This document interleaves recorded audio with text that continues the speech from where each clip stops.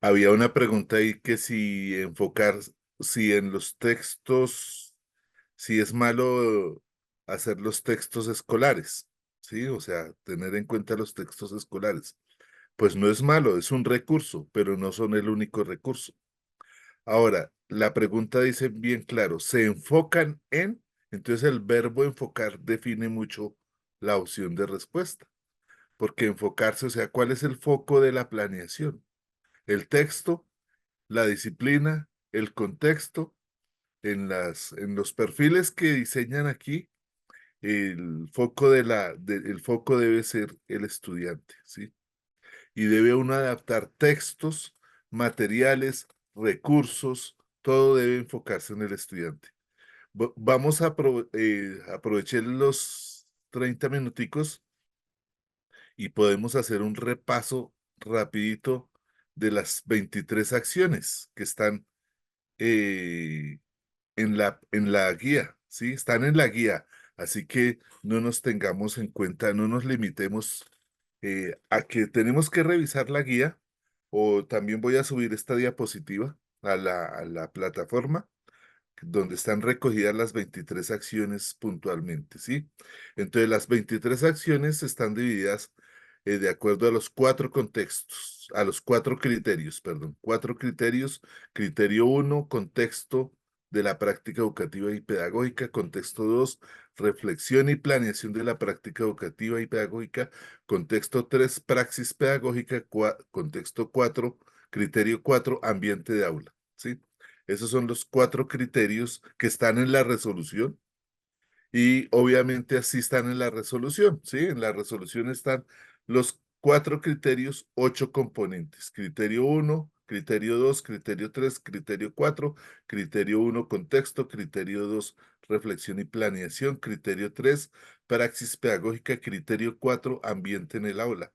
Y el criterio uno, contexto, está dividido en contexto social, económico y cultural, contexto institucional y profesional. Con el criterio 2 está en propósito de los propósitos pedagógicos y disciplinares y su pertinencia, y obviamente la propuesta pedagógica y disciplinar. El criterio 3, praxis, interacción pedagógica y procesos didácticos. El criterio 4, ambiente en el aula, relación docentes-estudiantes, dinámicas del aula. Los voy a explicar rápido y ver cómo están en las acciones, ¿sí?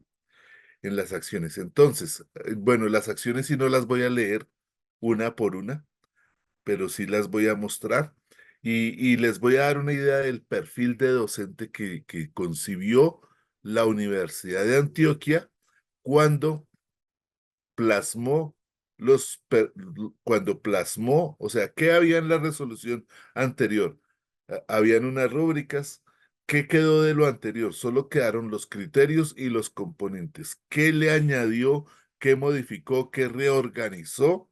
Vale decirlo así, reorganizó, reestructuró, resemantizó, como quieran, a la Universidad de Antioquia, pues las acciones por evaluar. Ahí hubo cambios grandes, ¿sí? Ahí hubo cambios grandes frente a lo que hubo en el modelo anterior, ¿sí? Y entonces ahí por eso son claves esas 23 acciones a evaluar. Tres del contexto uno. Pero creo que aquí el compañero no, no, compañero no. Bien, otras entonces, tres por el contexto uno, tres por el componente uno del contexto uno, así. Bueno, aquí las vamos a mirar rápidamente. La primera, la primera acción para evaluar tiene que ver con el contexto, pero no como referente, sino cómo el contexto incide en mi planeación, o diciéndolo al revés, cómo ajusto la planeación de mi práctica a las necesidades del contexto. Dos, si soy flexible, si soy abierto a adaptar el contexto. Tres, si tengo en cuenta la diversidad. La inclusión juega ahí. Diversidad étnica, económica, social, cultural, de otros países, de otros mundos, de identidad de género. El contexto institucional y profesional. ¿A qué se refiere en esta adaptación y ajuste que hizo la Universidad de Antioquia? Se refiere a al concepto de desarrollo profesional docente, a lo que yo hago para mejorarme en términos para autocontrolarme. O sea, la Universidad de Antioquia adoptó el término del automejoramiento, del autodisciplinamiento, de la autoexplotación, por decirlo en términos de la filosofía de Byung-Chul Han, bueno, en términos generales. Pero hay una tendencia desde Danielson hacia acá, del grupo Danielson y Charles Danielson, y luego los marcos generales para la enseñanza, hay un dominio que se llaman desarrollo profesional y es cómo yo me cualifico, cómo yo me integro, cómo yo participo, cómo yo me vinculo a la institución. Entonces es la lógica institucional allí. Entonces uno es si estoy yo en redes, en grupos, en centros de investigación, si me investigo, si uso la investigación y en los estudios para mejorar mi práctica, si tengo en cuenta el PEI, si relaciono con el PEI, si aporto al PEI, si cuido el colegio, si evito que los estudiantes rompan los pupitres, si estoy al tanto de que esté bien aseado la institución educativa, si trabajo por lo público y eh, si me relaciono bien con todo el mundo, si atiendo a todo el mundo, si uso mis espacios, mis tiempos libres para atender a todo el mundo. Eso es lo que ellos llaman contexto institucional y profesional y que están esas tres acciones por evaluar. Eh, en el tema de la práctica pedagógica, pues hay dos componentes: pertinencia de los propósitos pedagógicos y disciplinares y la propuesta pedagógica disciplinar. Y por cada uno hay tres aspectos a evaluar o tres acciones por evaluar. En el tema de los propósitos, ¿sí? Ojo que la palabra clave es pertinentes, ¿sí? Yo puedo tener mis objetivos, pero el propósito aquí es mirar si yo ajusto mis propósitos a lo que la práctica me dice que debo ajustar. ¿Ya? Dos, tengo en cuenta el contexto y la diversidad de los estudiantes. Obviamente se retrasen atrás, pero quiere decir que si yo adapto mi planeación, mi evaluación y todo lo que yo hago en el diseño curricular, si yo lo adapto a lo que los estudiantes requieren. O y eso significa dos cosas: lo que los estudiantes me dicen, lo que el contexto me dice, lo que las investigaciones me dicen, lo que yo he identificado con evidencias, pero también lo que me dicen las pruebas externas, ¿sí? Eso es clave. Y tres, si yo compagino lo disciplinar con los estudiantes. O sea, si ustedes miran estos tres aspectos a evaluar, el centro, el foco central es el estudiante. Entonces, cuando en la autoevaluación me dicen que si yo enfoco en el texto, pues estoy equivocándome, ¿sí? Porque no debo, el texto es un recurso, es una ayuda, es un medio, pero no es el foco, ¿sí? No enfoca. Entonces, clave ese punto ahí y eso lo debo tener en cuenta aquí en estos aspectos a evaluar, ¿no? Entonces, en el campo 2 de la propuesta pedagógica y disciplinar, ¿sí? Los aspectos a evaluar tienen que ver si yo miro la ciencia de los saberes y si yo los adapto, ¿no? Entonces ahí sí, aquí está centrándose un poco en los saberes, pero ya anteriormente me había dicho que los saberes, cuando planeo los objetivos, debo ajustarlos al contexto, ¿sí? Y a las necesidades de los estudiantes. Dos, si fundamento sus decisiones en el saber pedagógico a partir de una lectura crítica, política y cultural. Este es una acción a evaluar un poco sospechosa, ¿sí? Porque es muy amplia, muy general, y entonces aquí tenemos que mirar es cómo yo estoy al tanto de todo lo que está ocurriendo en la actualidad educativa. Y esa actualidad educativa incluye los informes, lo que los periódicos publican, lo que las noticias dicen, y entonces es mirando si estamos surfeando ahí en las olas del tsunami neoliberal. Y pues aquí en este caso nos toca decir que estamos medio sintonizados aquí, pero o sea, son las claves para dar las preguntas, saber qué van a preguntar allí. Los periódicos todos tienen sus secciones de educación y entonces de ahí es que sacan el perfil.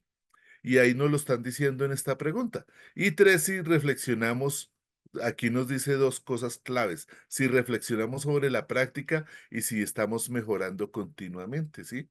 O sea, si yo uso las evaluaciones, los resultados de los estudiantes, lo que ocurre en el acontecer, los datos para transformar lo que yo hago. Ese es el quid de esa, está aquí, ya llevamos 6 acciones del tema del criterio 2, pero ya llevamos 12 acciones con el criterio 1 y 2, 12. Entonces, por eso salen las 23. En praxis pedagógica, pues, si miramos y lo importante, uno es la comunicación, dos, que el lugar de las actividades lo debe tener el estudiante debe tener el mayor protagonismo en la clase. Tres, si yo planteo estrategias para que se expresen, para que sean libres, para que hagan cosas, todo eso. En procesos didácticos, ya si uso la evaluación formativa, la evaluación formativa debe tener un componente emocional, es decir, debe servir para aprender, pero también debe servir para que yo replantee mi práctica in situ, ¿sí? O sea, si la evaluación me da informes sobre que yo estoy haciendo mal las cosas, debo corregirlas y estar dispuesto a eso, ¿no? Si utilizo todo tipo de recursos, digitales o no digitales, así no existan, ¿sí? Entonces, esa es la acción de dos de procesos didácticos y tres, insiste en lo incluyente, ¿sí? Si somos inclusivos o no. En ambiente de aula, ya baja, o sea, aquí hasta aquí ya llevamos baja a 2 en relaciones docentes-estudiantes y mantiene 3 en dinámicas de aula, por eso no son 24, 8 por 3, 24, aquí pues obviamente como falta una, pues quedan 23 acciones por evaluar y que esas son las que debemos tener en cuenta allí, ¿sí? Entonces, en ambiente de aula, los componentes, uno tiene que ver con la convivencia y el otro como con la organización de la clase. ¿Sí? ¿Cómo organizo yo la clase? El primero es si hay ambientes de diálogo, de respeto. El segundo, si nos preocupamos por lo socioemocional de los estudiantes, ¿sí? Ahí está lo de relaciones interpersonales y convivencia. Y en dinámicas de aula, si cuidamos los recursos, si cuidamos la planta física, si cuidamos lo público, si cuidamos a los estudiantes entre sí, si promovemos acciones de autocuidado. Por ejemplo, lo del ejemplo que está en la guía del rector del docente que tiene que recibir a un estudiante desplazado por la violencia y que los otros le hacen matoneo y que lo discriminen, pues obviamente cabe aquí dentro de estos de si yo en lugar de enfocarme en el aula, me enfoco en el ambiente para buscar una solución estructural, ¿no?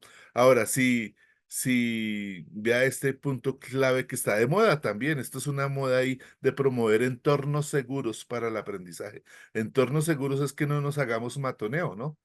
Sí, pero el Estado sí nos ha hecho matoneo 200 y 300 años, pero bueno, no importa, eso hagámoslo aquí un paréntesis, olvidémoslo, dejémoslo en el chi atrás y enfoquémonos en que uno de los componentes que nos van a preguntar es por convivencia, por entornos seguros, por hablar del diálogo, por crear la cultura del respeto a los otros, por crear la cultura del cuidado de sí mismo y del cuidado de los otros, por tener espacios de acogida, etcétera.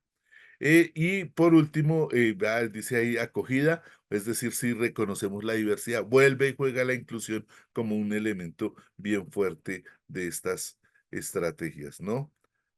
Bueno, aquí ya esta de praxis ya la habíamos superado. Esas son las 23 acciones por evaluar. Podemos salir de esto y volver a lo que estábamos haciendo de los ejercicios y también de la autoevaluación. Sigamos con la autoevaluación y hacemos los 5 ejercicios que tenemos porque lamentablemente no nos da el tiempo eh, para mirar y resolver algunas preguntas, ¿no? Entonces estábamos en este punto de la autoevaluación, ¿no? Entonces, si miramos los ejercicios, eh, el ejemplo de lo negativo, ¿sí? El ejemplo de las afirmaciones de los enunciados negativos, o sea, hay que tener en cuenta de aquí, en este punto los enunciados, los enunciados afirmativos y los enunciados negativos, ¿sí? Negativos, ¿qué significa? O sea, no, negativos no es de no, ¿sí? Negativos son enunciados que no le apuntan al máximo nivel, sino que le apuntan al mínimo nivel, ¿sí? Y entonces la respuesta debe ser la contraria. ¿Ya? A eso me refiero yo con negativo. Entonces, no es negativo porque sea malo, ¿sí? Tener en cuenta los textos escolares. Es negativo porque los textos escolares no son el único recurso didáctico. Uno, dos, los textos escolares no están contextualizados. Tres, los textos escolares no tienen en cuenta al estudiante. Los hacen las editoriales con el afán de vender y casi o pocas veces. Ahora, las editoriales se han ideado guías y cosas y contratan gente para que metan allí unas actividades donde el profesor pueda involucrar a los estudiantes, pero no es lo mismo, o sea, sigue siendo precaria esa incorporación del estudiante en las actividades que dan los textos escolares, ¿no? Entonces, ese es el meollo de la cuestión, ¿sí? Nosotros sabemos del sistema escolar nuestro no nos va a dar para cumplir el perfil que nos piden, pero tenemos que ir interiorizando aquí, analizar esas 23 acciones que mencioné ahorita rápidamente, revisarlas, están en las guías, les voy a subir a la plataforma esas diapositivas donde están recogidas las 23 acciones y sepamos que ese es el perfil al que debemos utilizar para responder y apuntarle al nivel más avanzado en las de juicio situacional y también aquí buscar el nivel más avanzado o la frecuencia con mayor puntaje en la escala Likert de la autoevaluación, ¿sí? Entonces aquí lo más probable es que, o sea, como esta afirmación, los objetivos que diseña para sus clases se enfocan en lo que dicen los textos escolares. Es la afirmación que no es negativa porque sea mala, sino negativa porque está una respuesta inversa a la puntuación, pues la tengo que responder nunca, ¿sí? O sea, aquí no puedo dar entre a veces y nunca, ¿sí? Porque la palabra se enfocan me delimita mucho la opción de respuesta, ¿ya? Si fuera otra palabra diferente a enfocar, más abierta, entonces la frecuencia puede ser a veces o frecuentemente.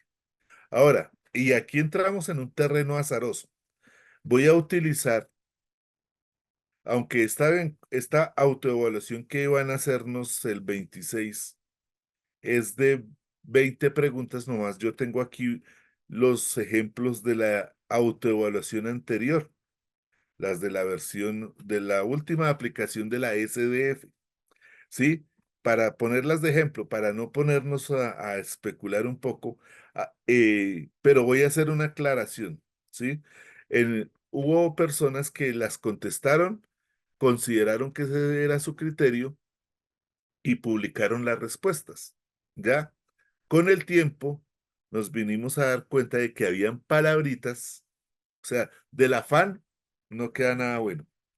Y entonces alguien que a primera hora de la mañana fue el primero en contestar las preguntas, las contestó y le pareció que lo había hecho súper bien, las divulgó y todo el mundo siguió ese ejemplo. Y la afán, la ansiedad, el estrés, el tener que cumplir otras tareas en los colegios, todas esas circunstancias en las que vivimos los docentes, y más en esa lógica compulsiva y esquizofrénica que el capitalismo y el neoliberalismo le han impuesto a la escuela, pues no leímos detenidamente las opciones. Y entonces habían palabras, por ejemplo, palabras que decía más, pero, y otras palabras por el estilo que nos obligan a revisar y replantear las respuestas de ese momento. Entonces, la primera recomendación, insisto, está el referente, que es la estructura de las preguntas, análisis situacional para la prueba pedagógica, escala Likert para la autoevaluación. Y o el otro referente, las 23 acciones por evaluar, ¿sí? Ahí está. Debemos responder de acuerdo a esas 23 acciones por evaluar y sus múltiples posibilidades. Y entonces tenemos aquí una serie de preguntas que nos hicieron en la versión anterior de la prueba de ascensos y reubicaciones, ¿sí? Eh, con la escala nunca, a veces, frecuentemente, siempre. Recordemos lo que nos dijo aquí la guía. Ay, ay, ay, eso, ¿sí? Nunca, a veces, frecuentemente, siempre. Yo no recuerdo si en la opción anterior esa era, pero pues yo la adapté, ¿sí? A nunca, creo que sí, no recuerdo bien exactamente el instrumento, pero sí estaba igual, o sea, se usó la misma frecuencia si no estoy mal. Entonces, la pregunta, ¿realiza con sus estudiantes actividades que fomentan la utilización de recursos que brinda la localidad? Pregunta espinosa. Sí, es una pregunta bastante espinosa porque la primera tendencia es a contestar que siempre, ¿no? Pero si usted lo valora, dice no, mejor frecuentemente porque si la localidad no brinda recursos, ¿sí? Si la localidad es limitada, si la localidad no tiene medios didácticos, pero resulta, pero aquí resulta que eh, les voy a pedir una excusa. Bueno, van leyéndolas aquí mientras que hago una cosita sencillita. Me retiro 3 segundos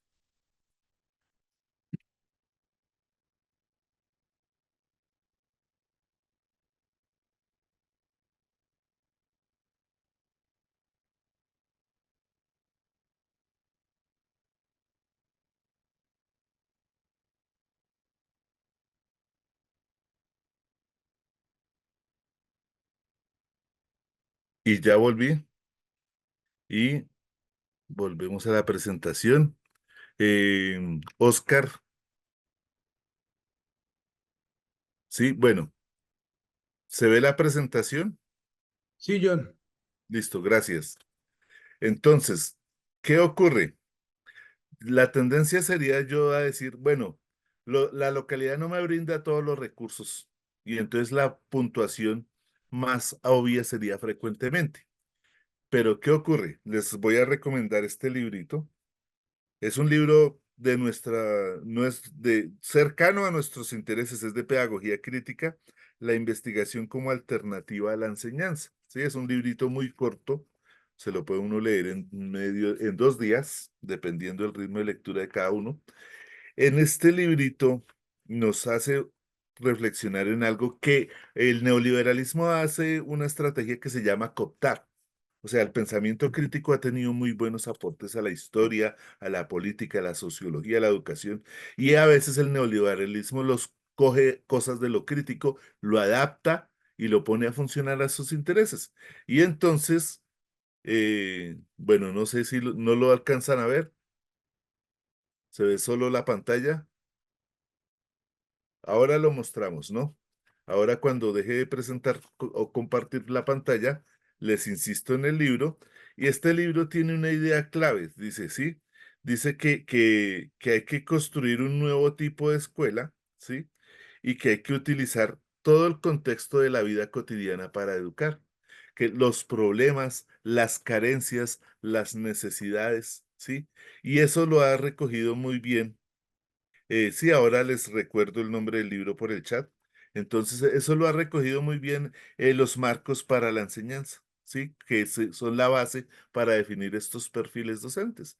Y entonces la localidad sí es una fuente de experiencias. O sea, cuando yo planteo la pregunta por la parte de la praxis pedagógica, debo tener en cuenta lo comunicativo, lo interactivo, la participación del estudiante, el activismo del estudiante, la experiencia del estudiante, y resulta que el contexto es una fuente de experiencias, ya sea por lo que tiene o ya sea por lo que no tiene. Y entonces en ese caso, bueno, en ese caso, aquí no corregí yo la opción, no la corregí, pero la opción correcta aquí es siempre, ¿sí?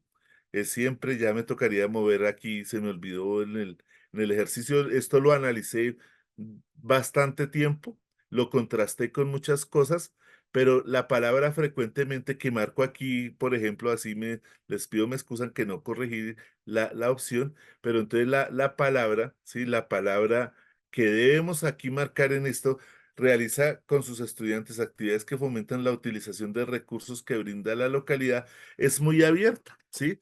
Vea, el verbo es realiza. El otro verbo fomentan, no es un verbo como el del ejemplo anterior que dice enfoca, ¿sí? Es un verbo abierto, ¿sí? Entonces, el hecho de que sea el verbo abierto nos implica que sí es una opción, ¿sí? Entonces, la respuesta correcta aquí está mal puesta, es siempre. Bueno, los objetivos que diseña para sus clases se enfocan en el aprendizaje de sus estudiantes. Ya esa estaba en el caso anterior. O sea, ¿qué es lo importante? Aquí sí el verbo no es abierto como fomentan, sino el verbo es cerrado, enfoca. Hay dos verbos también, diseña y enfoca, ¿no? ¿Sí? Vean otra cosa importante. El verbo de la pregunta uno dice realiza, es un verbo de la acción, no es un verbo de la posibilidad, ¿sí? O un verbo así, o sea, un verbo que dice hace usted. Entonces, eso también eh, implica allí una cosa de lo que decimos. Ahora, atiende a sus estudiantes en horarios fuera de clases, por ejemplo, en el descanso. Cuando dice atiende, es a varias cosas, o sea, el verbo atiende, atender el solo hecho de que usted esté en el patio observándolos ya es una modalidad de atención. Ahora, si un estudiante le pregunta algo, también, ¿sí? Entonces, esa opción también es una que debe uno contestar siempre, ¿sí? Eh, trata a sus estudiantes con respeto, ¿sí? Aquí, como ustedes van viendo, las 23 acciones van estando combinadas, ¿sí? Eh, Aunque este es el ejemplo de la evaluación anterior que ya estaba circulando por todos medios, y eh, ese ejemplo se puede comparar mucho con las 23 acciones, coinciden allí, los ítems de esa prueba de hace varios años coinciden con lo que ocurrió y con las 23 acciones que está planteándose la Universidad de Antioquia en esta etapa. Sí, bien. Trata a sus estudiantes con respeto. Recuerden, en ambiente de aula hay una cosa que se llama convivencia y también en contexto, el último aspecto por evaluar de contexto habla del diálogo y la vinculación y la atención, sí, se comunica, se vincula y comunica con las familias, pues obviamente eso implica el respeto, la norma, ¿no? Aquí vale la pena resaltar una cosa, dentro de la lógica de los desempeños docentes según los marcos para la enseñanza que vienen de Danielson y que tienen otras elaboraciones más nuevas, en el ejemplo de Chile, eh, la palabra respeto es demasiado amplia, ¿no? ¿Sí? La palabra, incluso el diálogo, o sea, pero lo que sí implica es cordialidad, no exaltarse por un lado. Y por otro lado, lo normativo está en un segundo lugar, ¿sí? ¿Por qué lo normativo? O sea, si a usted lo ponen a escoger entre la norma y entre algo superior a la norma, hay que escoger lo superior a la norma. ¿Ya? Por ejemplo, si le dicen a usted, sigue los protocolos de la convivencia, pues obviamente hay que decir que sí. Pero si le dicen si le ponen a escoger entre los protocolos para la convivencia y una acción pedagógica resocializadora, usted tiene que escoger la acción pedagógica resocializadora, ¿sí? ¿Sí? ¿Por qué? Voy a explicar, voy a retrotraerme un poco al origen de todo esto, a la genealogía de esto. El autor de los dilemas morales se llama Lawrence Kohlberg, ¿sí? Para Lawrence Kohlberg hay tres niveles de juicio moral, que a su vez dividió en 6 etapas, ¿sí? Tres niveles en 6 etapas. Las 6 etapas son lo que nosotros llamamos aquí niveles de desempeño. Y los niveles que él planteó son lo que nosotros aquí llamaríamos unos criterios. Pero él definió tres grandes rangos de los juicios morales: los preconvencionales, los convencionales y los postconvencionales. Los preconvencionales son juicios morales que atañen a la persona, ¿sí? Que atañen a la persona, que es la emoción, que es el temor, que es el cuidado, ¿sí? Él los correcto, así como lo escribió la compañera o el compañero 860 no sé qué. Entonces, así, correcto, ese es el nombre de Lawrence Colbert. El dos es, el convencional es el que cumple la norma y el convencional es el que es analítico, el que es crítico, que está por encima de la norma, pero con un criterio ético de salvaguardar el bien común, ¿ya? Entonces, en ese orden de ideas, los protocolos son lo convencional, ¿sí? Los protocolos son lo convencional. Lo postconvencional es un razonamiento por encima de los protocolos. Entonces, si a nosotros nos ponen, si se trata a sus estudiantes con respeto, pero si aquí nos pusieran a escoger porque lo dice el protocolo o porque lo dice el manual de convivencia, estamos en lo convencional. Y dice, porque es una alternativa pedagógica para mejorar la combinación, desarrollar la acogida, pues ya estamos en lo postconvencional y eso tenemos que tenerlo claro. Pregunta 5. ¿Tiene presentes los niveles? Aquí en estas preguntas yo escogí el cuestionario de la autoevaluación porque es una forma de repasar la psicometría de la escala Likert y también nos permite repasar la psicometría de los juicios situacionales. ¿Sí? Bueno. 5. ¿Tiene presentes los niveles de desempeño de sus estudiantes para diseñar sus estrategias de aprendizaje? Frecuentemente, ¿sí? Aquí, ¿qué ocurre? Dice niveles de desempeño, ¿ya? Claro, esos deben estar supuestamente en las mallas de currículo, ¿sí? Pero en las mallas del currículo no hay solamente niveles de desempeño, hay otros factores que debo tener en cuenta. Las evidencias, ¿sí? Ahora, aquí me está diciendo si yo miro ¿qué son los niveles de desempeño? Las respuestas de los estudiantes en las pruebas externas, ¿sí? Claro, yo puedo tener en mi institución escalas para medir los niveles de desempeño. Entonces tengo que combinar las dos cosas. ¿Qué es lo clave aquí? Nos decía el ejemplo anterior, ¿sí? El ejemplo primero, que si enfocamos los objetivos en el estudiante, claro, cuando yo enfoco en los niveles de desempeño, eso tiene que ver con el estudiante, sí, algo.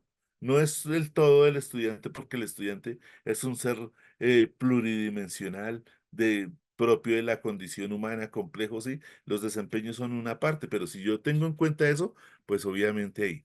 ¿Qué nos faltaría aquí para decir que siempre, sí? Pues que hay más cosas más allá de los desempeños, que no están aquí incluidas, ¿no? O sea, tengo que tener presente los desempeños, pero tengo que tener presente otras cosas. Y a veces ocurre que a veces debo darle lugar a otras cosas más que a los desempeños. Si yo coloco siempre, entonces quiere decir que estoy dejando por fuera otras cosas que debo tener en cuenta o presente para diseñar las estrategias de aprendizaje, ¿ya? Ahora, si yo le pongo a veces, ya estoy bajándome yo de nivel. No, es frecuentemente porque los tengo en cuentas de manera constante, pero no siempre porque tengo que tener en cuenta otros referentes, otras cosas presentes para eso. 6. Adapta las tareas de sus clases a los recursos con los que cuentan sus estudiantes. Complicada la situación, ¿no? Porque si no tienen recursos que se supone que debemos ser recursivos, ¿sí? Entonces, ahí la respuesta con más puntuaciones a veces, ¿sí? Es a veces porque, eh, sí, si los estudiantes no cuentan, o sea, aquí el problema central es las tareas. Ese es un debate que sacó la prueba PISA en el año más o menos como 2016 y hubo un componente de la prueba PISA sobre las tareas. Y la conclusión que sacó prueba PISA en ese momento es que las tareas no son importantes para el aprendizaje, ¿sí? Aunque uno sabe que sí. Y ese fue un factor, una conclusión gruesa. Otra conclusión gruesa que sacó la prueba PISA es que las tareas, que la cantidad de las tareas no mejora que pueden ser pocas o pueden ser muchas, que eso es relativo y que eso no tiene incidencia directa en el aprendizaje. Entonces uno no le debe dar tanto lugar a las tareas, ¿sí? En el modelo de los marcos para la enseñanza tiene más lugar lo que el estudiante haga in situ, ¿sí? Por eso los debates sobre la jornada escolar. Entonces, aquí está la trampita, ¿ya? Ese es el punto ahí. Entonces, la respuesta correcta es la de a veces. Pregunta 7. Replantea, bueno, sí, eso es cierto, deben existir recursos, pero sí, o sea, debe ser mirada la cosa con múltiple cosa. Pero, ¿qué idea hay frecuentemente en este tipo de cosas, de perfiles? Que así que, o sea, uno tiene la idea de que los recursos los debe poner el Estado, la sociedad, la institución educativa, los padres de familia, nosotros ponemos nuestro saber y experiencia, pero la idea del desarrollo profesional docente es ser recursivo, ¿sí? Ser recursivo. Entonces, eh, tenemos que ponernos en la situación de qué ocurre si no hay casi recursos, ¿sí? ¿Qué ocurre si no hay recursos suficientes en el Estado o en las familias? Pues yo me las tengo que ingeniar. Y entonces el depender de los recursos que estén de afuera para poner las tareas es una limitante para mi práctica pedagógica según esta lógica, ¿sí? Entonces entonces la opción es eh, sí, la opción, o sea, la pregunta combina el medio con las tareas que yo le pongo a los estudiantes, ¿sí? O sea, las tareas es lo que uno le dice a los estudiantes que hagan en la casa, ¿sí? Entonces aquí nos están cuestionando eso, ¿no? Si esas tareas, yo considero si los estudiantes las pueden resolver o no, si los estudiantes tienen el dinero, los medios tecnológicos, los libros, para eso, ¿sí?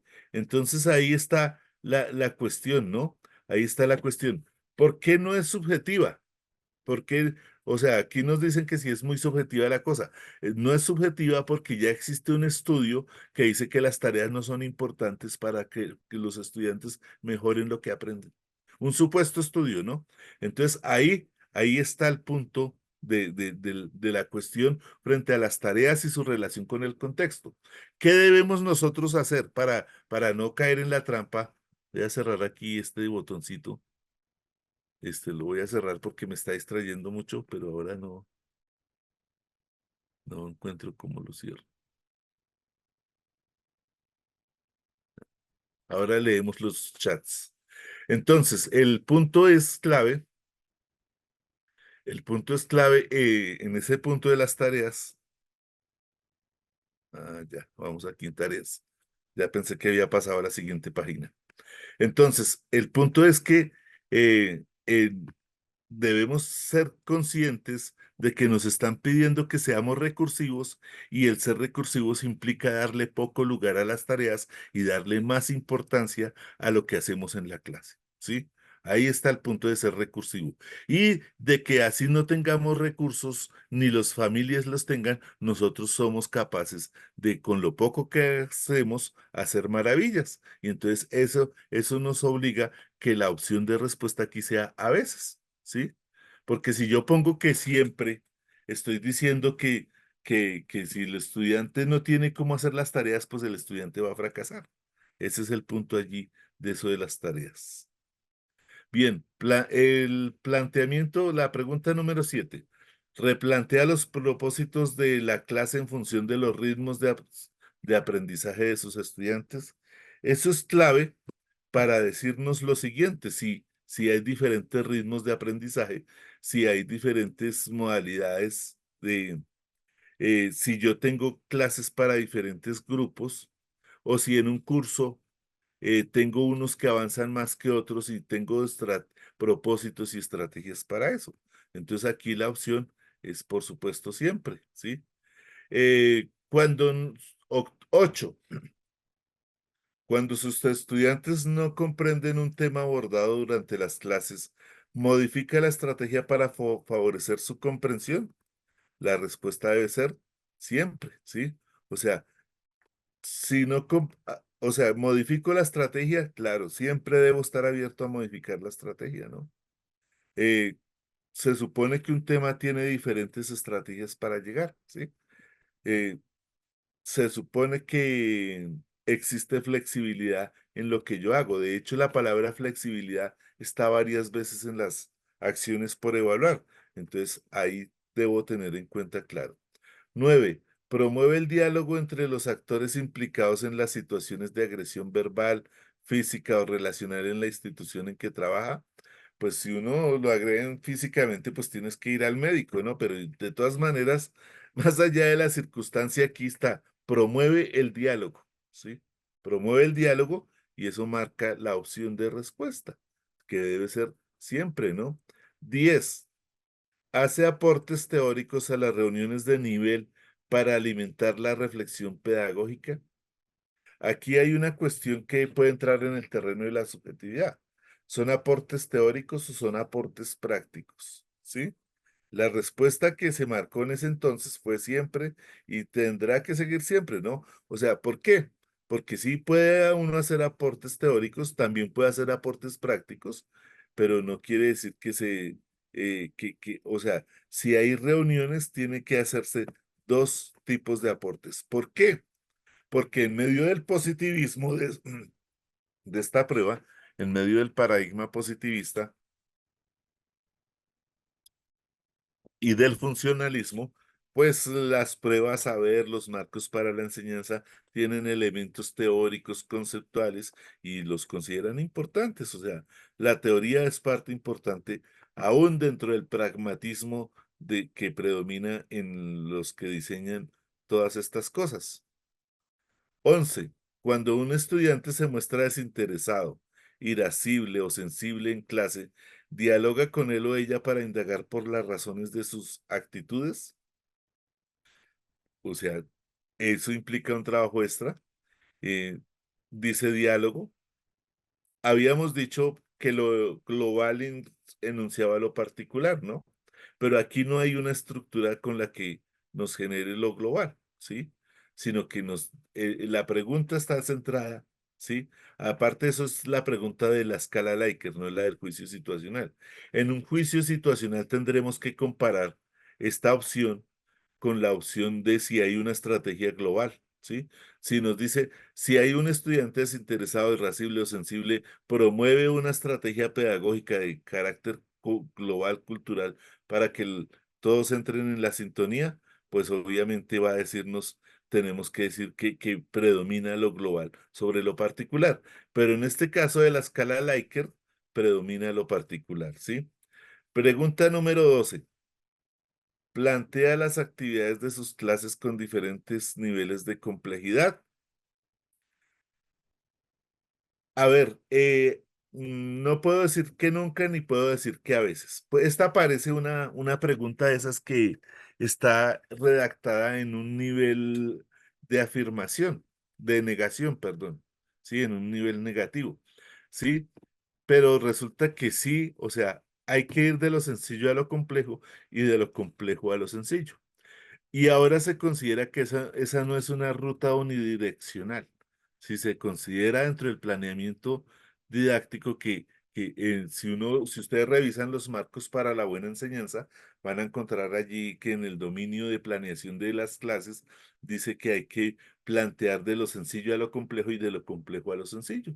Y entonces, que no se debe quedar solamente en lo sencillo, ni se debe quedar solamente en lo complejo, sino que tiene que ir circulando en forma de espiral en la dinámica de la práctica pedagógica, en la forma como se seleccionan los temas, se hacen las actividades y se desarrollan los procesos. 13. Recorre a los errores comunes de sus estudiantes para aclararles asuntos que deben tener en cuenta al realizar una actividad. Esa es una parte hoy que llaman evaluación emocional. Sí, ahora todo lo volvieron emocional, pero es una parte importante, ¿sí? Entonces, si la previa las previas, los exámenes, las pruebas escritas, hay que tomarlas con el beneficio del ensayo y el error. Y se supone pues que todo lo que uno debe eh, sí, debe tenerlo en cuenta, es utilizar los errores como una cosa para replantear las actividades, para aclararle a los estudiantes, o sea, hacen doble vía el uso del error, para mirarle, decirle a los estudiantes que se sobrepongan al error, pero también para revisar si lo que yo he hecho los indujo al error. Entonces, estar abierto siempre a esa posibilidad. 14. Uy, si me estoy adelantando a las respuestas, aquí ya la cuestión del movimiento. 14. En clase, establece acciones reparadoras de sus estudiantes cuando estos cometen una falta contra el manual de convivencia, ¿sí? Siempre, o sea, eso creo que está en los protocolos, no recuerdo en este momento exacto, pero siempre dentro de la práctica, la memoria, la historia, hay que reparar, hay que pedir perdón, hay que decirle a los otros que pidan perdón, hay que generar una serie de mecanismos tanto legales. Aquí está el juego de lo convencional con lo posconvencional. Sí. 15. Al planear sus clases, establece diferentes retos cognitivos para sus estudiantes. Sí, o sea, si fomenta usted la competencia, si fomenta usted los problemas, si hace las preguntas. Aquí hay una cuestión clave, ¿no? Y es que más que explicar, o sea, aquí dentro de este modelo, dentro de este paradigma, vale más la actividad del estudiante que lo que el profesor explica. Yo lo decía cuando hablamos de praxis, la clase debe ser 80% actividad del estudiante o diálogo del estudiante, de los estudiantes del grupo y 20% del profesor. Debe haber más diálogo, participación, actividad, experimentos, laboratorios. Y entonces todas esas cosas son retos cognitivos, ¿sí? Pero igualmente, ¿sí? No son la única estrategia, entonces debe usted dejar un margen de que no se pueden usar siempre, ¿sí? Si usted dice siempre, van a decir está mintiendo, ¿sí? Entonces el nivel de mayor valor es frecuentemente porque no siempre ocurre que estemos trabajando con retos. Usamos los retos con otras cosas, ¿sí? Eso es clave ahí para que lo tengamos en cuenta allí en ese punto. 16. En sus clases utiliza los materiales y recursos que tiene la institución en que trabaja, ¿sí? Aquí hay otra duda, ¿sí? ¿Qué pasa si no tiene recursos? Ya, si no tiene recursos, usted tiene que considerar que no los puede utilizar, ¿sí? Y eso le quita valor a la frecuencia siempre y le da más peso a la frecuencia frecuentemente. Ya, ese es el criterio que hay que ir poniendo allí. 17. Con, prepara sus clases con, prepara sus clases con base en el progreso de sus estudiantes en clases anteriores. Eso está en los marcos en las acciones para evaluar no está tan explícito, pero sí dice de la retroalimentación, de la evaluación, del seguimiento, del monitoreo, y es clave que dentro de la palabra evaluación formativa cabe el revisar lo que ocurrió anteriormente, para comparar, para contrastar, para mirar los avances, ¿sí? Pero obviamente sí debe ser un referente, no el único, ¿ya? Por eso la opción es frecuentemente, ¿sí? Es clave que vayamos mirando esas cosas. Aquí siempre tenemos que tener en cuenta, anteriormente, voy a hacer una retroacción mental. Anteriormente, en los primeros usos de la escala Likert, tanto los diseñadores como los que contestaban las preguntas se iban a los extremos, marcaban nunca o marcaban siempre, ¿sí? Porque así estaban diseñadas las respuestas, para responder nunca o siempre, y era uno de los dos extremos. En la recodificación de la escala Likert se le ha empezado a dar valor a veces y a frecuentemente, y sobre todo se le da valor porcentual o puntaje porcentual en un tipo de pregunta como esta, ¿no? O sea, usted prepara sus clases siempre, pero es que si lo hace siempre no deja espacio para otras cosas. O sea, usted revisa el progreso de sus estudiantes, usted revisa sus evaluaciones anteriores, usted revisa lo que ocurrió antes, los boletines, usted sigue el proceso, le hace monitoreo al proceso, uno iría siempre, pero resulta que no es el único, o sea, tengo que dejar espacio para otras actividades. Entonces sí lo hago frecuentemente junto con otras actividades que hace frecuentemente. Tengo que aprender aquí con el cuestionario y revisando cuándo es siempre y cuándo es frecuentemente. 18. Por eso la recomendación número uno es leer cuidadosamente, ¿no? Leer cuidadosamente porque aquí una coma, un más, un pero, una i nos puede cambiar el sentido de la afirmación, ¿sí?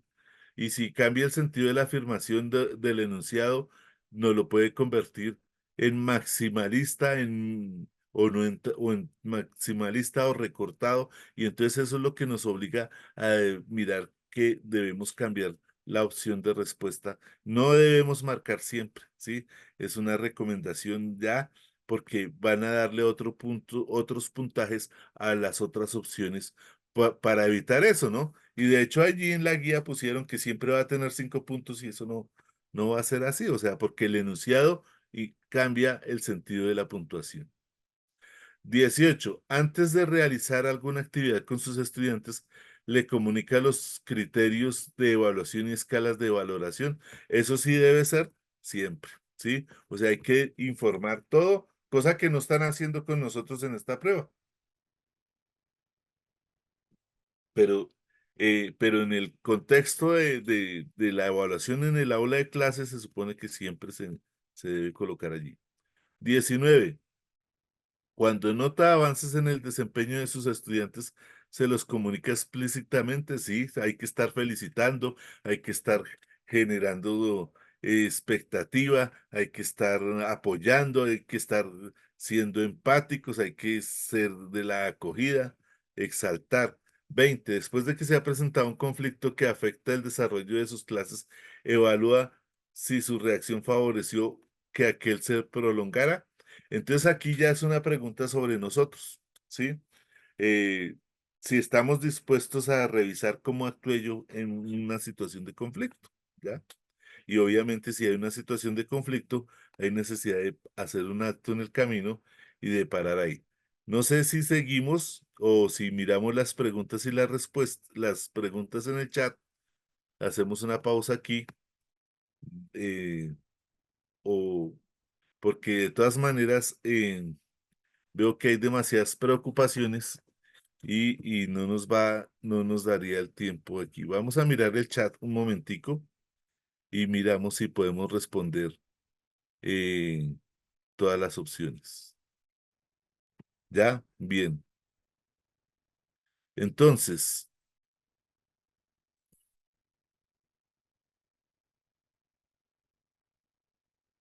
PTO significa punto. Bueno, aquí. Bueno, aquí hay muchas opiniones.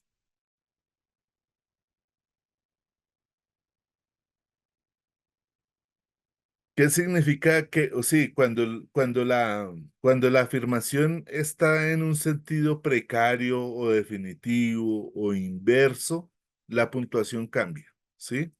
Por ejemplo, supongamos que nos preguntan, o volvamos al ejemplo de los textos, ¿ya? Si yo marco siempre, es, uno es, no es cierto, ¿sí? Lo primero. Segundo,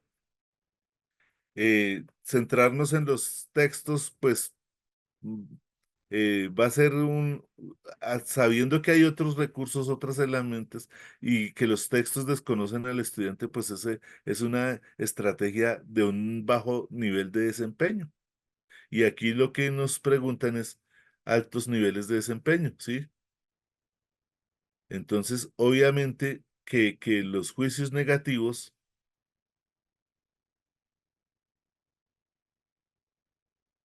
eso, bueno, creo que los comentarios, los juicios negativos cambian la puntuación de las opciones de respuesta. Sí, las cambian. O sea, nosotros no podemos ser ingenuos y tener en cuenta eh, que, que, que las preguntas están diciéndonos exactamente todo lo que estamos pensando. O sea, las preguntas no van a ser siempre, la respuesta no va a ser siempre en siempre, ¿sí? Valga la reiteración. O sea, o sea, el perfil de la escala Likert no está diseñado para que todos marquemos siempre y que siempre signifique 5 puntos, como dice la cartilla, ¿no? Habrán allí, hay que leer claramente el enunciado, mirar el sentido del enunciado, compararlo con los perfiles que tenemos y desde ahí, desde esos perfiles, contestar las cosas que se nos puedan contestar, ¿sí? O sea, tenemos que mirar las 23 acciones, saber que no es una prueba neutral, que la objetividad no es tal, que tampoco las preguntas son subjetivas, no son subjetivas porque obedecen al que diseña el perfil, ¿sí? Y en ese orden de ideas tenemos que ir respondiendo. Bueno,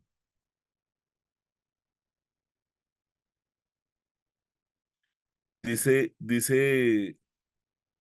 Diana Aldana, los enunciados deben ir dirigidos hacia decisiones asertivas o no asertivas, si no todo responderíamos a lo más alto, correcto, bien explicado esa. Toca responder siempre no. No las van a dar todas en ese orden. Puede haber siempre algo que no es o no corresponde a un perfil más bajo, ¿sí? O sea, contestar siempre va a ser una equivocación, ¿sí? Insistamos en eso, ¿sí? Hay que leer muy claramente los juicios, los enunciados, ¿sí? Hay que buscar, ¿sí? Bueno, creo que aquí ya.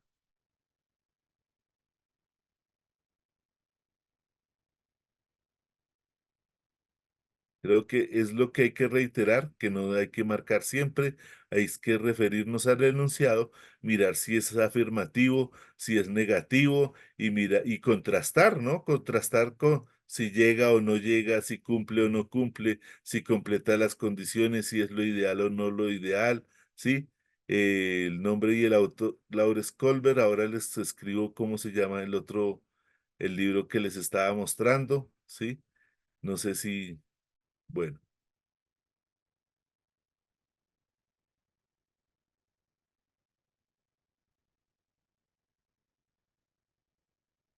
Listo. Vamos a mirar entonces las otras 5 preguntas que teníamos para trabajar. Sí, volvamos aquí al Zoom y luego miramos una opción de preguntas. Yo estuve mirando por internet varias fuentes, ¿sí? Porque los distintos grupos y vendedores, los distintos vendedores de cursos, pues han publicado simulacros. O sea, el hacer de estas preguntas requiere personas que se han entrenado en esto. Y entonces allí en ese orden de ideas encontré unas muy acertadas, las más cercanas a la metodología y las tomé como ejemplos, pero no hay que seguirlas al pie de la letra, como ejemplos para explicar las condiciones que dijimos de la acción. Recuerden que nosotros mencionamos aquí que hay 2 tipos de estrategias. Las 3 primeras estrategias, que son el marco de referencia, el análisis situacional y la estructura de la pregunta, son las estrategias de la lógica. Y la lectura comprensiva, ojo que eso va muy claro, hacer hartos ejercicios de lectura comprensiva, de interpretación de lectura en esta semana. Y pues o sea, el solo hecho de leer, léanse un poema de Porfirio Barba Jacob o de otro poeta interesante, Raúl Gómez Yatin, o a Borges mismo, un cuento de Cortázar, cosas así que van abriendo el, el pensamiento a posibilidades de interpretación, ¿sí? 20 minutos que leamos un cuento de Cortázar nos da una perspectiva distinta para lo que vayamos a leer más adelante. Entonces, es clave eso. Esas son entonces, marco de referencia, análisis situacional y estructura de la pregunta son las estrategias lógicas. Lectura comprensiva, condici- analizar condiciones y posibilidades de las opciones de respuesta, contrastar y comparar las opciones de respuesta son estrategias de la acción, ¿sí? Entonces nos vamos a centrar en esas estrategias de la acción. ¿Cuáles son esas estrategias de la acción? Leer, ¿sí? Leer la pregunta e identificar las ideas claves o las ideas principales, la idea secundaria, las ideas central de la situación problema y de la pregunta. Ver condiciones y posibilidades de las opciones de respuesta. Contrastar y descartar las opciones de respuesta, ¿no? O sea, yo contrasto para descartar, ¿ya? Entonces, eso es lo que vamos a hacer aquí en estos 5 ejercicios que tenemos. Entonces, dice, es, ahí la fuente la maestra Sofía trabaja en la institución educativa Jorge Eliezer Gaitán, donde se enfoca la enseñanza de niños de 4 a 6 años. Ella reconoce la importancia de la comunicación como un elemento central en su relación pedagógica con los estudiantes y se esfuerza por crear un ambiente donde todos los niños se sientan escuchados y valorados. Además, Sofía busca implementar estrategias que fomenten la participación activa de los estudiantes y promueven múltiples formas de motivación, representación, acción y expresión, entendiendo que cada niño aprende de manera diferente y tiene distintas formas de expresar su comprensión del mundo. ¿Por qué de esto que está circulando por internet y por los grupos y por las redes, yo tomé este ejemplo? Esta es la situación problema, ¿sí? Pero la situación problema, esta situación problema ya nos está dando, o sea, tiene tiene 2 o 3 ideas principales, pero ya nos está dando varias pistas de un nivel de desempeño muy avanzado en lo que tiene que ver con la interacción pedagógica, ¿sí? En lo que tiene que ver con la propuesta de aula, sí, en lo que tiene que ver y algo bien clave, cómo miramos nosotros la expresión, ¿sí? A veces nosotros tenemos eh, bastantes limitaciones y eso a todos nos pasa porque es de lo humano, es de la condición humana. Y tenemos distintas limitaciones para entender la expresión de los otros, ¿sí? Y para entender que existen múltiples formas de expresión. El arte, el canto, la pintura, la literatura, son unas, pero también hay expresión corporal, el deporte, ¿sí? Las ciencias, o sea, el espectro de la expresión es muy amplio, ¿sí? Entonces, nosotros a veces pensamos, no, es que se expresa bien porque escribe cartas muy bien, o se expresa bien porque sabe actuar en un sociodrama, o en una obra de teatro, ¿no? Esas son facetas de la expresión, pero la faceta de la expresión tiene muchas, ¿sí? En todo caso, la situación problema, que no nos dice todavía cuál es el problema, nos está mostrando un nivel de una docente muy alto, un desempeño muy alto en todas esas cosas de la comunicación, de la relación pedagógica. Vea las ideas centrales: comunicación, relación pedagógica, ambiente pedagógico, ¿sí? Ahora, escuchados y valorados forma parte de la comunicación, ¿no? Y entonces busca implementar, o sea, nuevas estrategias. No le basta con que ya tiene una, sino que sigue buscando implementar otras para fomentar la participación activa de los estudiantes. O sea, viene la cuarta idea central y la quinta idea, motivación, representación y acción y expresión. Entendiendo que cada niño de manera diferente y tiene distintas formas de expresar su comprensión del mundo. Eso, supongamos que esto va muy bien, ¿sí? Pero ¿qué situación nos ocurre? Que en preescolar esto es más difícil porque hice niños de 4 a 6 años, ¿ya? Entonces, después de que hice, ella reconoce, es una situación ideal para todo el mundo. Pero en un preescolar, esa no es una situación ideal porque no es fácil que los niños pequeños se expresen. y que ellos tienen unos hábitos, unas costumbres y tienden a repetir lo que hacen y entonces sus posibilidades de expresión están más circunscritas a lo que ellos viven cotidianamente, ¿no? Eso lo estudió muy bien Vygotsky, pero bueno. Entonces, cuando leemos de ella, reconoce hacia adelante, tenemos un panorama para un nivel de desempeño de docentes muy alto, ¿sí? Y incluso para rectores, orientadores, o sea, todos deberíamos buscar todo ese tipo de actividades donde todos hablan, todos se comunican, el ambiente es estimulante, el ambiente es desafiante, ¿no? El problema aquí es que el grupo este que nos diseñó la pregunta nos lo pone en un contexto de preescolar y eso dificulta las cosas.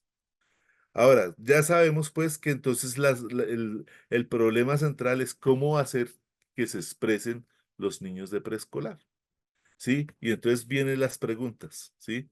Wow, aquí no me deja ver esto. ¿Cuál de las siguientes estrategias implementadas por Sofía es más efectiva para reconocer la comunicación con los estudiantes como un elemento central en la relación pedagógica? Tengamos en cuenta que no nos está preguntando por los estudiantes en general, sino por un grupo particular. Entonces tenemos que pensar en esa relación conjunto universal, conjunto particular. Y aquí no podemos escoger fácilmente entre uno de los dos. A. Asignar tiempo al final de cada clase para que los estudiantes puedan compartir sus pensamientos o preocupaciones.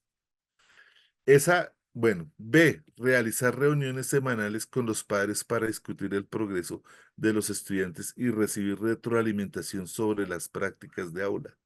C. Utilizar preguntas abiertas durante las clases para fomentar el diálogo y la expresión de ideas entre los estudiantes. Recordemos que son niños de preescolar. ¿Será que con preguntas se aprenden? ¿Con preguntas se expresan? Bueno, las profes de preescolar saben más que yo de esto, pero bueno. D. Organizar actividades grupales que promuevan la interacción entre los estudiantes, pero con una supervisión mínima del docente. Veamos la opción que nos marcan. Hay que leer, hay que ver las condiciones y posibilidades, hay que contrastar y descartar. O sea, aquí podemos descartar varias cosas, ¿sí? Comparar, ¿sí? ¿Será que las reuniones con los padres de familia le sirven para que el estudiante se comunique? Depende de lo que de lo que el padre de familia haga con el estudiante después de que se lo lleva de la clase. Recordemos que son niños de 4 a 6 años. Asignar tiempo, o sea, dejar tiempo libre al final para que compartan. ¿Será que los niños de preescolar lo hacen? Sí, entonces todo eso, todas esas cosas las tenemos que comparar. Y obviamente no es difícil la respuesta. La opción es D. ¿Qué pasa? O sea, el diálogo entre los niños de preescolar pues no es mucho, pero sí juegan. No solamente juegan, si usted les pone a hacer pinturas. Ahora, el reto difícil que lo veo yo es que lo hagan en grupo, ¿no? No sé si las maestras de preescolar tengan la magia suficiente para lograr que trabajen en grupo. Yo creo que sí, o tendrán sus estrategias. Ahí sí que nos enseñen mucho, por favor. Pero sí, la respuesta aquí, porque A, B y C son descartables. Esa es la conclusión lógica aquí, o sea. Si yo hago el ejercicio de leer, ver condiciones y posibilidades, contrastar y descartar, me voy a dar cuenta que A, B y C son descartables, ¿sí? Y entonces, y descartables tanto por el perfil, tanto por la práctica, tanto por las condiciones, tanto por el hecho de que los estudiantes son de 4 a 6 años, entonces ahí esa sería la opción correcta, ¿sí? Bien. ¿Cuál de las, bueno, ¿Cuál de las siguientes estrategias de participación para el aprendizaje es la más adecuada para un grupo de niños de preescolar? Aquí ya se entró, o sea, ya el grupo que nos diseñó la pregunta nos orienta, nos enfoca la pregunta en el preescolar. Y entonces aquí tenemos que hacer el mismo ejercicio, leer, ver condiciones y posibilidades de las opciones de respuesta, contrastar, ¿sí? Y empiecen a descartar, ¿no? Miren, o sea, hay que leer las cuatro opciones lo primero. Antes de comenzar a descartar, yo no leo y descarto de una, no. Yo leo A, B, C y D. Leo las cuatro opciones: crear un rincón de lectura donde los niños puedan elegir libros para analizar con sus compañeros y luego compartir lo que han identificado. B, implementar un sistema de recompensas para los estudiantes que completen sus tareas correctamente. C, utilizar canciones y rimas para enseñar conceptos básicos, permitiendo que los estudiantes canten y participen. D, realizar juegos de roles donde los estudiantes representen diferentes situaciones cotidianas como ir al mercado o visitar al médico. Bien, entonces, ¿sí? Hay que descartar, o sea, todas las cuatro ocurren. Si uno va ahí, cuando se echa una paseadita ahí por la zona del preescolar, se va a dar cuenta que están interactuando con libros, que están pintando, que a los que les va bien les ponen su carita aquí feliz, ¿sí? Que hacen canciones, que cantan mejor que los cantantes de la farándula, todas esas cosas. Sí, que en las canciones ellos se emocionan y participan todos, hacen coros, bien, en fin, usan juegos, están representando situaciones, ellos van al mercado a veces con la mamá, van al médico cuando se enferman, entonces saben que de 4 a 6 años ya saben que es un médico, ya saben que duele, ya saben que les gusta, ya saben que sabe a feo, tantas cosas allí. Entonces aquí pues obviamente sí nos obliga a que cuando usemos estas opciones de leer, de ver condiciones, o sea, aquí sabemos que hay que descartar, pero para descartar tenemos que ir ya hemos leído las cuatro opciones, tenemos que descartar, pero para ir a descartar hay que mirar ya las condiciones. ¿Cuál es la que mejores condiciones reúne? ¿Cuál es la que se adapta mejor a la situación que nos están preguntando? ¿Sí? Bueno, esa es la opción posible allí. Hasta ahí. Pregunta 3. ¿Cuál de las siguientes estrategias es más efectiva para promover múltiples formas de motivación en los estudiantes? La pregunta es general, ¿no? Pero acordémonos que nos están preguntando por preescolar, pero pensemos lo que es general para todos los cursos. Bueno, A, utilizar elogios y refuerzos positivos. O sea, el tema central aquí es la motivación, ¿sí?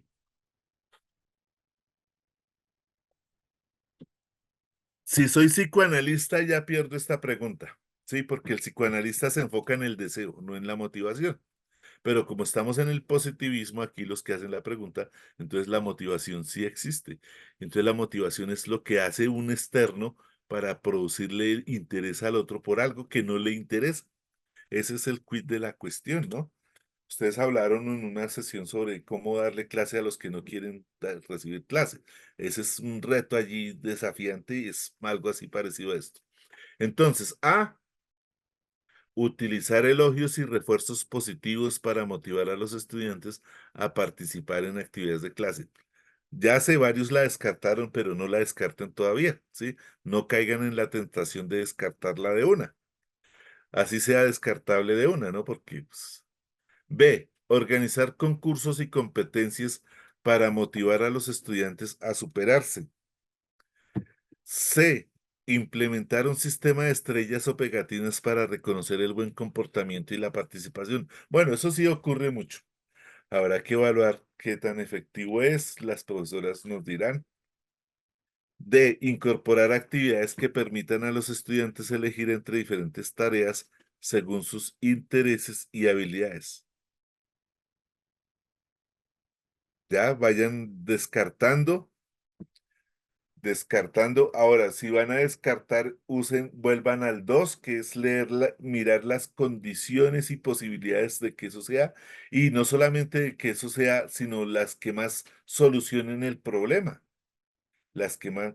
Cuando yo miro aquí, bueno, aquí se me olvidó poner el gráfico de las condiciones, o sea, primero leer, segundo, ver condiciones y posibilidades de las opciones de respuesta, es mirar cuál reúne más condiciones, cuál ofrece más posibilidades. Y D, descartar, ¿sí? Entonces yo voy a descartar y luego vuelvo a B para mirar cuál es la que ofrece más opciones y posibilidades. Y entonces, obviamente, los niños de preescolar se mueven más por la actividad, ¿no? Que por el diálogo y otras cosas. Pregunta 4. ¿Cómo puede Sofía promover múltiples formas de representación en su enseñanza? Ya una pregunta para todos los docentes de preescolar, ¿sí? Entonces, A, ofrecer recursos visuales, gráficos, videos para complementar las explicaciones verbales. B, utilizar una variedad de medios como dibujos, música y dramatización para enseñar conceptos y temas. C, fomentar el uso de materiales de manipulación como bloques y plastilina para ilustrar conceptos matemáticos básicos. D, incluir actividades de escritura y lectura en todas las lecciones para reforzar el aprendizaje. Difícil la pregunta, es de una complejidad grande y nos dice múltiples formas de representación en su enseñanza, ¿sí? Entonces, ¿qué es lo clave aquí? O sea, ¿qué es lo clave? Lo que hace la docente y si eso que hace la docente es múltiple, ¿ya?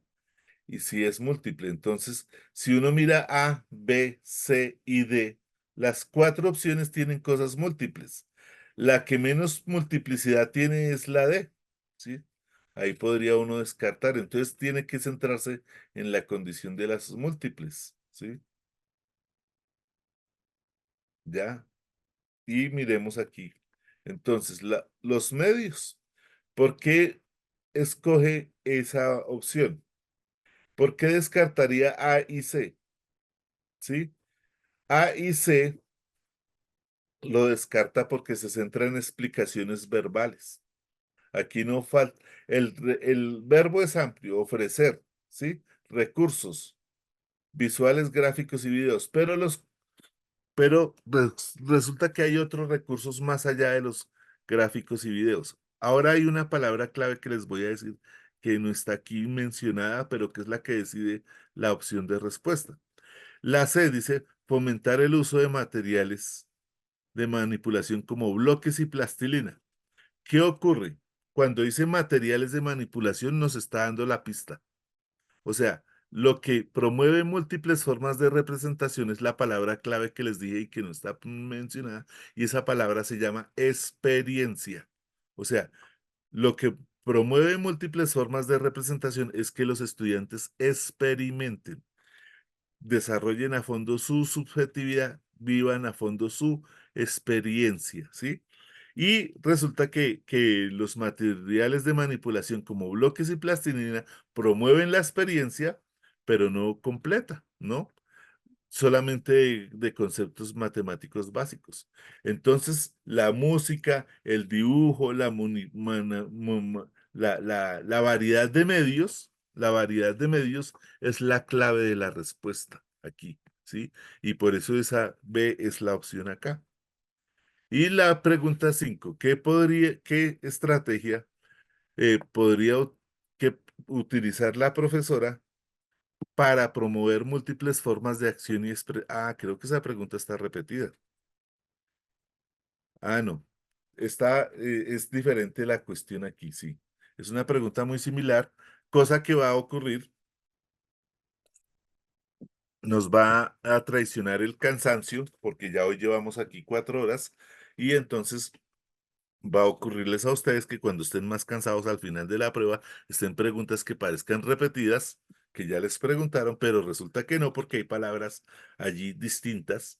O sea, es el mismo enunciado, es el mismo contexto, es la misma situación, pero allí cambian dos o tres palabras, ¿sí? Entonces, pueden cambiar la palabra expresión por representación, y eso nos cambia todo el sentido de la pregunta.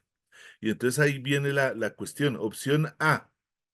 Volvamos a la pregunta, pregunta 5. ¿Qué estrategia podría utilizar Sofía para promover múltiples formas de acción y expresión entre los estudiantes? A. Proporcionar diferentes opciones para que los estudiantes demuestren su comprensión, como presentaciones orales, proyectos artísticos y actuaciones. B. Fomentar el uso de diarios o cuadernos de reflexión para que los estudiantes escriban o dibujen sus pensamientos y aprendizajes. C. Asignar proyectos grupales donde los estudiantes colaboren y presenten sus trabajos en un formato estructurado. D, incluir actividades físicas y de movimiento para ayudar a los estudiantes a expresar su comprensión de los conceptos. Recuerden, es- la acción, las estrategias de acción, estrategias lógicas, estrategias de acción, las estrategias de acción, leer. Dos, mirar las condiciones, posibilidades de las opciones de pregunta, buscar la que más, la que más opciones y posibilidades contemple, la que más aporte a la solución del problema, la que más recuerde efectiva, la que más condiciones reúna, la que más sea eficiente para solucionar el núcleo de la pregunta, ¿sí? Y que luego tres, descartar y después de descartar volver a la de las mejores condiciones. Y entonces ahí está la primera condición, es la más amplia, la que más condiciones reúne. Des en cuenta de algo. Aquí en estas cuatro opciones de respuesta, eh, se cumple con ese parámetro de que la más larga no es la mejor respuesta, ¿no? Porque el número de palabras, el número de renglones es muy similar, muy cercano, aunque esta sí tiene dos o tres palabras más que las otras, pero de todas formas es la que más se acerca a la expresión. Éxitos, muchos éxitos. Voy a dejar de compartir, voy a mirar las preguntas que están en el chat y no sé si cerramos bueno, el audio sí está fallando porque el internet ha estado intermitente hoy, ¿no? Bueno, creo que hay muchos comentarios, no hay más, no sé si no alcanzo a ver si hay preguntas, me salté. Bueno, sí, vamos a subir al Moodle las preguntas citando la fuente y también si nos queda tiempo, de aquí al martes solucionaremos otros estamos buscando y escogiendo dentro de todo el universo amplio de simulacros que hay por todas las redes antisociales, y muchas. ¿Dónde puedo ver las 23 acciones? En la guía. Aquí tengo la guía. Ah, no, aquí no la tengo. Ah, sí, aquí tengo la guía. Aquí en la guía, ya la comparto en la pantalla. O sea, todo el mundo tiene que, de tarea, porque veo que no la han hecho. La tarea es mirar la guía, sino como, aunque sea aburridora, monótona, no diga muchas cosas. eh, pero primero tengo que salirme de la presentación.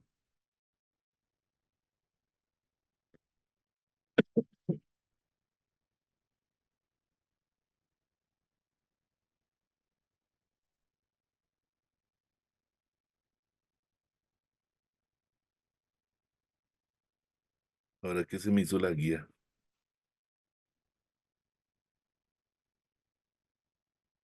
La guía, esta es la guía, descárguenla. Sí. Oiga, esto circuló por los grupos de WhatsApp, los celulares colapsaron, pero la gente no la ha mirado.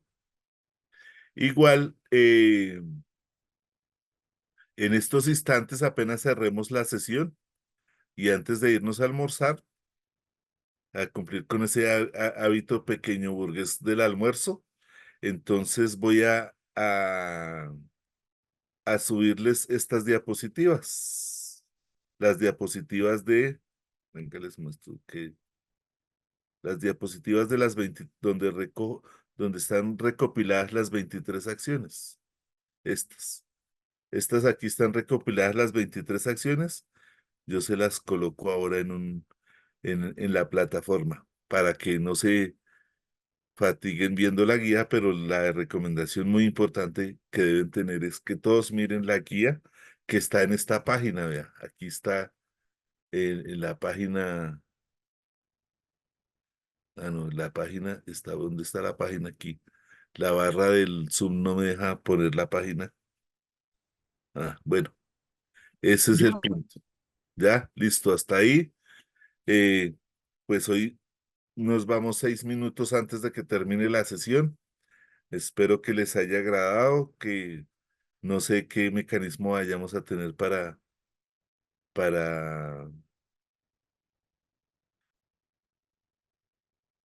para trabajar las preguntas.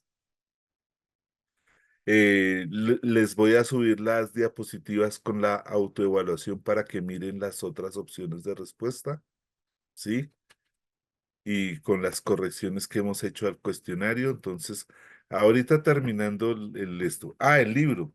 El libro no alcanzo no sé si lo alcancen a ver. El título es La investigación como alternativa a la enseñanza. Ya escribo en el chat. Voy a ver si aquí me deja escribir en el chat. Eh, la investigación como alternativa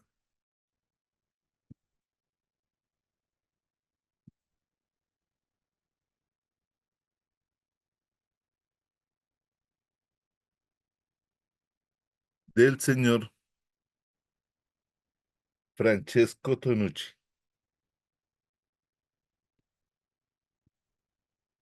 Es un gran, es,